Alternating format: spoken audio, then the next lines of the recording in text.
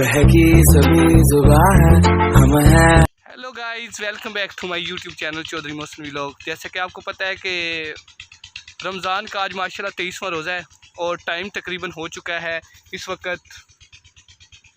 10:30 और मैं अभी उठा था तो मैंने सोचा कि अपना आज का डेली रूटीन के मुताबिक अपना आज व्लॉग आप लोगों के साथ शेयर कर दूं। अगर मेरी वीडियो अच्छी लगे तो लाइक करना, शेयर करना और सब्सक्राइब करना ताकि हर नई आने वाली वीडियो का नोटिफिकेशन तुहाडे तक पहुँच सके। तो मेरा ये जी व्लॉग तुहानू मैं दिखाना वा कि गंदम की फसल जिस तरह मैं तुहानू दस्सिया सी कल वीडियो में कि गंदम की फसल बिल्कुल तैयार हो गई है। तो माशाल्लाह हुण कटाई हो रही है, कुछ मशीनां लगी ने, कुछ लोग कटाई कर रहे हैं, लेकिन अल्हम्दुलिल्लाह मेरे को तो एक दाना भी नहीं घट हुंदा क्योंकि तुहानू पता है गर्मी बहुत ज़्यादा। तो मेरा अज अल्हम्दुलिल्लाह सुम्मा अल्हम्दुलिल्लाह कि मेरा 23वां रोज़ा है।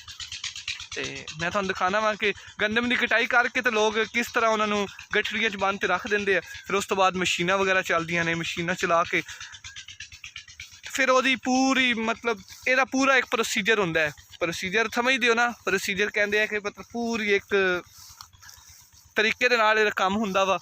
मैं तुहानू दिखाना वा कि ये साडी जिस तरह तुहानू पता है कि हुण बरसेम पट्ठियां दी जेहड़े ना पट्ठे हुंदे आ, मतलब जेहड़े असीं जानवर वगैरह हुण इहदा भी मतलब गर्मी पैण लग पई, जिद्दां जिद्दां गर्मी पई है ये भी हुणे बहुत ज़्यादा मतलब स्लो हो गया वा। अज जुम्मे का दिन भी आ, हुण मैं जुम्मा वगैरह भी पढ़ना। मैं तो अज सवेरे तकरीबन 4 बजे ही नहा लिया सी। मैं सैरी की, सैरी करने तो बाद नहा लिया सीगा। तुहाडा पता नहीं कि तुसीं हुण की करना, लेकिन मैं क्या कि ना हुण अपनी वाइफ के दोस्तों के नाल अपनी अज दी हुण मैं सुत्ता उठिया सी, सुत्ता उठ के तो मैं क्या चलो अज तुहाडे नाल अपनी अज दी वीडियो शेयर कर देना। ये तुसीं देख रहे जिस तरह गठड़ियाँ बजियां वड्डियां वड्डियां ये गाँव दे विच जदों गंदम की कटाई हो जाती ना, लेडीज़ कटाई करदियां ने, लेकिन मैं उन्होंने लेडीज़ नूं विच लिया नहीं सकता क्योंकि देखो ना साड़ी भी इज्जत होंदी जिस तरह उन्हों की इज्जत है। वो साढ़े मजदूरी करन आए तो हुण की ख्याल है कि असीं उन्होंने विच अपने यूट्यूब ते सोशल मीडिया ते शेयर तो नहीं कर सकते ना।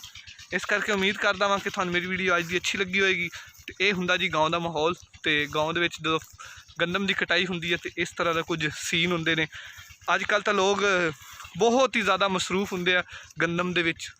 हुण मैनूं गर्मी लग रही सी तो मैं ना साए दे थल्ले आ गया। दरख्त ही दरख्त माशाल्लाह बहुत ज़्यादा प्यारा माहौल बनया होया वा।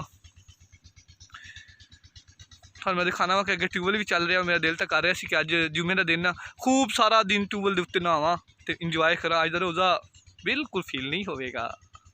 हुण चलो चलदे, मैं तुहानूं ट्यूबल का नज़ारा करवाना, ट्यूबल भी दिखाना वा कि ट्यूबल किस तरह चल रहा वा तो उहदे ते पानी। लेकिन साडा ट्यूबल तो बिल्कुल इस टाइम सनसनाट पिया हुआ है, सनसनाटे दे विच, क्योंकि सानूं जरूरत नहीं ना ज़्यादा इस पानी इस फसल नूं लगाउण वास्ते, चारे नूं लाउण दी वास्ते जरूरत पैंदी है। लेकिन असीं तो काफ़ी दिन हो गए चलाया ही नहीं।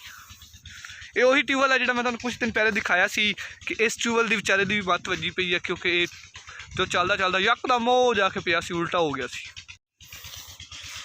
हुण मैं तुहानूं दिखाना खाले बन्ने दे उत्तों क्रॉस करदे होए माशाल्लाह गंदम बिल्कुल रेड लाल लाल हो चुकी है। आ जिहड़ी नुकसान वगैरह होए ने, इस तुहानूं पता है कि इस टाइम गंदम दी दे मार है माशाल्लाह। अज ऐतकी ते गंदम का रेट भी बहुत ज़्यादा वा, बहुत ही हाई रेट ने। अल्हम्दुलिल्लाह अल्हम्दुलिल्लाह अल्लाह पाक ऐतकी दफ़ा तो जेहड़े जिमीदार ना माशाल्लाह रज जाणगे। मैं जहाज़ की तरह दिखा रहा हूँ आपको, जहाज़ की तरह चला रहा हूँ अपने मोबाइल को। ये मेरा मोटरसाइकिल खड़ा है